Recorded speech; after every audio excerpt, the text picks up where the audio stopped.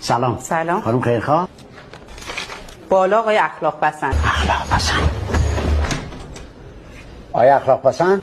طبقه بالا آقای زیبا کلام. زیبا کلام. سلام زیبا کلام. به سلامتی. اجازه بده مسئولین شهرستانی تشریف بیارن. آقای فرماندار، آقای بخشدار، آقای شهردار، رئیس سازمان انتقال خون، رئیس هلال احمر، رئیس اداره اوقاف، محیط زیست، رئیس منابع طبیعی و آبخیزداری، امور آب. باش متوجه شدم.